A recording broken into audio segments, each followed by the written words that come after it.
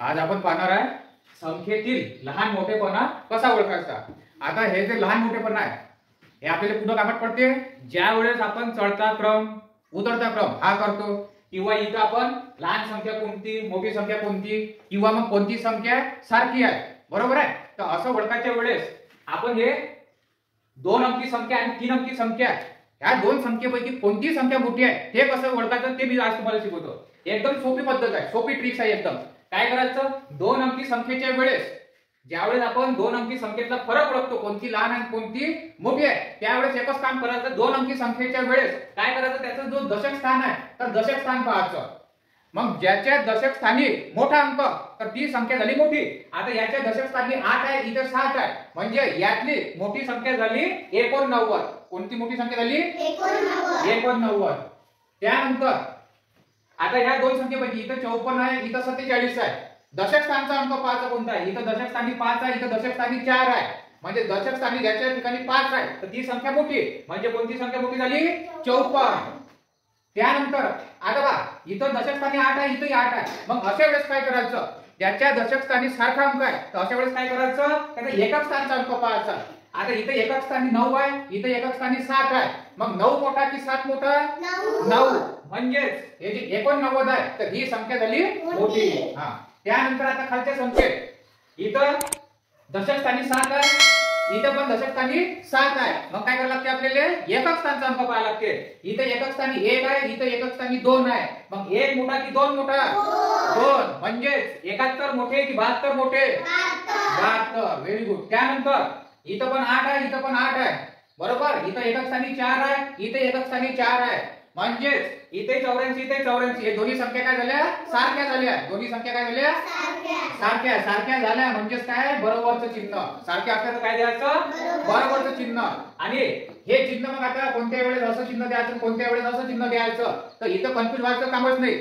सगळ्यात सोपी ट्रिक्स लक्षात ठेवायचं, याला समजायचं मगरचं तोंड, काय समजायचं मगरचं तोंड। आता जिकडची संख्या मोठी तर तिकडे करायचं मगरचं तोंड। पहा आता इथं केलं आपण, हे संख्या मोठी होती ना 89, पहा मगरचं तोंड 89 च्या इकडे केलं। त्यानंतर हिची संख्या 54 मोठी होती, मगरचं तोंड कुठं केलं 54 च्या इकडे। त्यानंतर 89 मोठे, मगरचं तोंड 89 च्या इकडे। इथं 72 मोठे, मगरचं तोंड 72 च्या इकडे। आता इथं बघा मगरच्या तोंडचं कामच नाही राहिलं, दोन्ही इकडच्या संख्या काय आहे सारख्या आहेत, दोन्ही इकडच्या संख्या सारख्या आहेत, म्हणजे इथं काय द्यायला लागते बरोबरचं चिन्ह। आता असं आपण ह्या 2 अंकी ज्या संख्या आहेत तर त्यातील असं आपण कोणती संख्या लहान आणि कोणती मोठी आहे असं ओळखू शकतो। आता 3 अंकी संख्या, मग 3 अंकी संख्या असलं तर त्याचं पाहायचं शतक स्थान, काय पाहायचं शतक स्थान। इथं शतक स्थानी 5 आहे, इथं 4 आहे, कोणतं मोठं आहे 5, मग 5 मोठा आहे, म्हणजे बाकीच्या संख्या पाहायचं काम नाही, बाकीचे जे अंक आहे ते पाहायचं काम नाही, सरळ सरळ हा शतक स्थानी 5 आहे ना, इथं 4 आहे, दोघांपैकी 5 मोठा म्हणजे 537 मोठे, मग मगरचं तोंड कोणाच्या इकडे 537 च्या इकडे।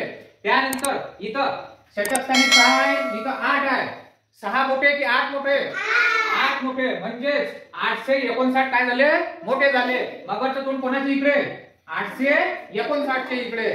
त्यानंतर इथं शतक स्थानी 4 आहे, इथं शतक स्थानी 4 आहे, हा मग काय करायचं, आता बघ शतक स्थानी सारखा अंक आला, मग काय करायचं दशक स्थान पाहायचं। इथं दशक स्थानी 1 आहे, इथं 2 आहे, मग 1 मोठे की 2 मोठे 2 मोठे, म्हणजे 425 काय झाले मोठे, मग मगरचं तोंड 413 च्या इकडे येईल का 425 च्या इकडे येईल, व्हेरी गुड 425। त्यानंतर इथं शतक स्थानी 6 आहे, ह्याही संख्येत शतक स्थानी 6 आहे, त्यानंतर इथं दशक स्थानी 8 आहे, इथं पण 8 आहे, अशा वेळेस काय करायचं लगेच एकक स्थानचा अंक पाहायचा। इथं किती आहे 5, इथं किती आहे 4, 5 मोठे की 4 मोठे 5 मोठे, म्हणजे 685 मोठे की 684 मोठे, व्हेरी गुड 685 मोठे, मग मगरचं तोंड कोणाच्या इकडे 685 च्या इकडे, व्हेरी गुड। त्यानंतर आता इथं एक शतक स्थानी 7 आहे, इकडच्या संख्येत शतक स्थानी 7 आहे, हा 4 दशक स्थानी 4,